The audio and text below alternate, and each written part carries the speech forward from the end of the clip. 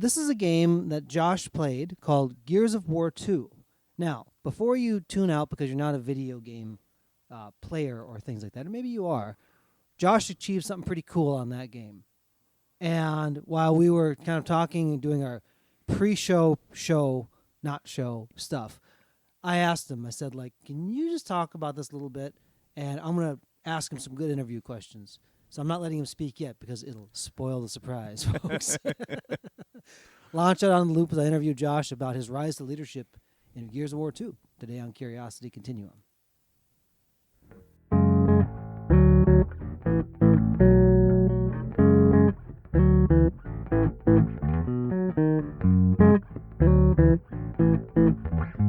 Hey everybody, this is Josh. And this is Brian. Welcome to the podcast for Curiosity Continuum. Curiosity Continuum is an industry innovating, non-traditional company passionate about growing wisdom in the next generation. We are the essential bridge between the analog and the digital worlds by building collaborative communities that unleash the power of adaptive expertise and innovation needed to thrive in the 21st century. We combine and mix essential elements needed to empower people to succeed in new ways not possible outside of a creative, thoughtful, diverse community of fellow curious people. Follow us on your favorite podcast app to receive notifications of new content. If you like what you hear and you want to dive deeper, please visit us at curiositycontinuum.com. Thanks for tuning in, and let's start the conversation. Okay, so for those in the gaming world, you may see a handle called the LaGrew floating around Yep. whatever video game spaces there are. That's Josh, so you can pick him out. Now, kudos to Josh for actually naming it something where it's actually his real name. Well, I had it like at one point like Warrior, and then like that was just like, too generic, and then I went to LaGrew, but everyone was always like, "What's that?" And I'm like, I don't know. And then I lost the email associated with LaGrew, and I couldn't ever recover my account, so like I had to like name it to something else. I name it the LaGrew. It's how the sausage is made, ladies and gentlemen. Honest moments with Josh. Yeah, and I was pretty Okay. young when I actually switched it all over. I was thinking maybe like 17. Got it. Tell us what Gears of War 2 is, and tell us like the era that it kind of came onto the scene. Sure. So, like, it really starts with Gears of War, just the original Gears of War, which was for the Xbox 360, which is an exclusive game. And it's an exclusive series to Xbox. So, Gears of War came out, right after the console came out in 2000. I think it's 2006, 2007 when the first one came out, but it was groundbreaking because of the graphics, the intensity of the game. It had multiplayer. The multiplayer was really good. Everybody really liked it. I didn't really get into the Xbox then. I didn't have the extra money because I wasn't very long before that. After that, I had gotten married. It's one of those times when you're kind of like establishing yourself. I was in my early 20s. I really didn't have a lot of money, so I didn't have anything. I bought an Xbox a little later, and that's when Gears of War 2 was out. And so I got Gears of War 2. And I started dabbling in it, and I really enjoyed it. And it was a little slower paced game than the first one. The story of the single player campaign, I was into it. And then after that, the multiplayer was out. So I was like, okay. And it introduced this thing called Horde mode, where just waves of enemies come at you, and there's 50 different waves. And so you can fight with friends like online. So I like had this community of people that I played with all the time online. So that's kind of what Gears of War was for me. It was after I was done with work for the day, I would come home, I would log on, and my friends would be on, and they'd all be playing.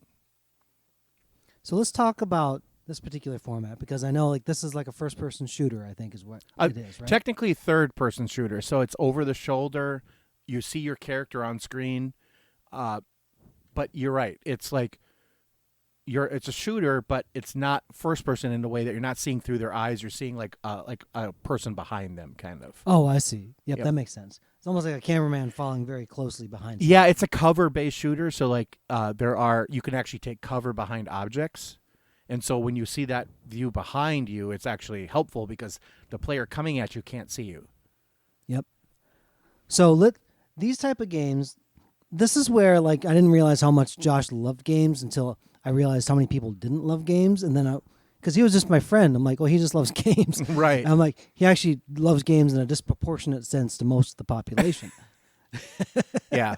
And if you see his game collection, which will be restored back to the shelves once his house is redone, they will live in all their glory. And which Okay, I will be doing like videos on YouTube by way too, and like spoiler alert, I'm really planning like a before and after type thing to like show people like what my game collection is, because I get a lot of questions on it all the time. He is a retro gamer, folks. So he started collecting just because they were like his toys, and he never let go of them. Unlike me, who sold them off in garage sales as the years went by. And I had sold some stuff too, and I did get that back like eventually. But you're right. Like I sold my Atari 2600 when I was a kid because I had to fund the next thing, you know?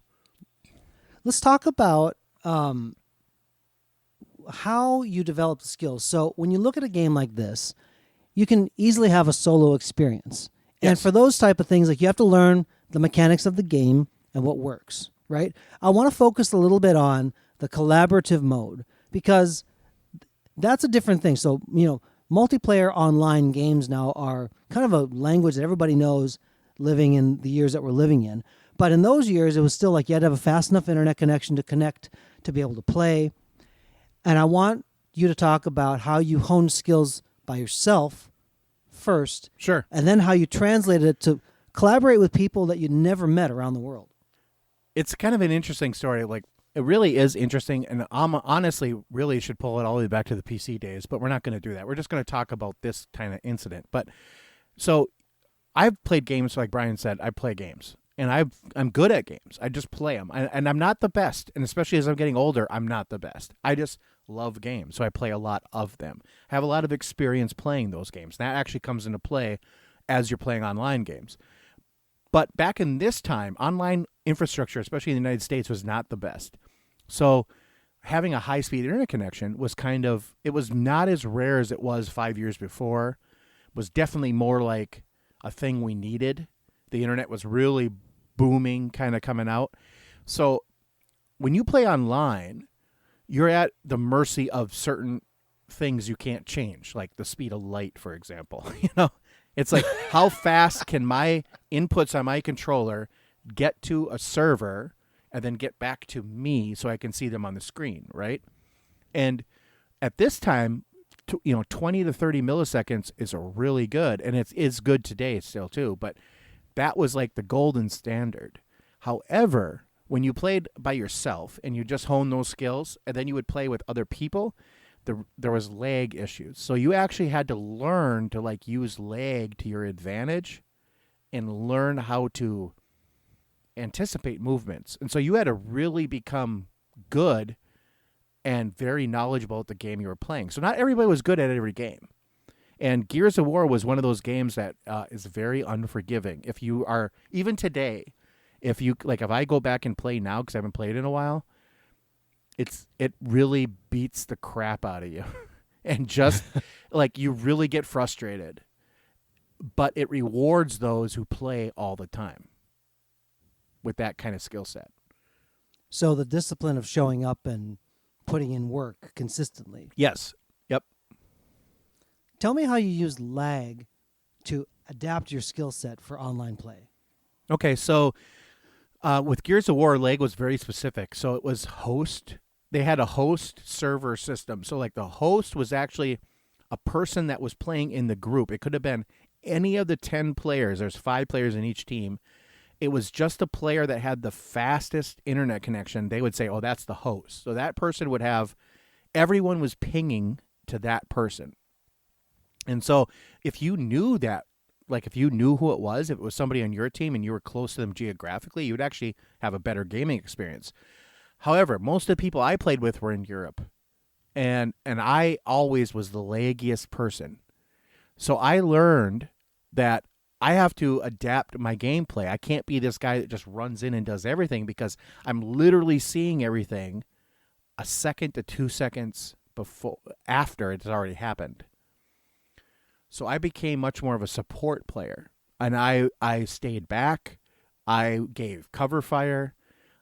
I would see enemies running and I would say something, and I became more like the sneaky guy. You know, I'm going to plant a grenade here. I'm going to plant a mine here, because once those are down, they're down. They're in the game world. I don't have to be at a good leg to have that actually work, you know? So that's how I adapted my game set. And honestly, it adapts my personality better too. I'm not that person to run in and just kill everybody in the game, you know? That's good, Josh. Yeah. I'm the person that's more like, I want to be a support player. I want the team to win even if I don't do well.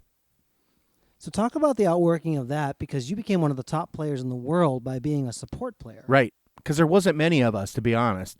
And that was the issue. Like, so a lot of people want to be that hero. Like, if you play games like Call of Duty, they want to come in and just guns blazing and just destroy everything, and all of a sudden their team wins, right? But reality is that's not how winning consistently happens. Winning consistently happens by working as a team, and people have defined roles. Like, there were those people on my team that were really good at that. And I became really good at being the support player. And people relied on me to do that. Like, if somebody would run in guns blazing, I was behind them with a faster, like instead of a shotgun, you know, I would have a AR type gun. And so I'm actually able to lay down like a cover fire so people can do what they're doing. And that's how I became one of the top players in the world, because of my play style. Were you sought out by other players who knew you based on that reputation? I was a little bit, but the Gears of War, like, I never went like quote unquote professional. I never even tried to even entertain that. Because those players are like, even if they're a support player, they might be a really good aggressive player too. They have to fill these multiple roles. And I just, honestly, that was when we just moved to Florida, you know, and I was not really in that mode to like put in that much time. You know, I played 40 hours a week multiplayer. I mean, I did. I played a lot, or maybe more than 40 hours. But these people are on a different level. They're also younger than me at the time, and it seems like that's more of a young person's kind of game. You have mentioned that fast muscle twitch, Mm-hmm. you know, just by biology, you start to lose that as you get older. And so, like, a competitive gamer, when you talk about video games, folks, if you don't know, it's really like their mid-20s is kind of like where they will age out. Yeah, It's, like you 22, know, like 22.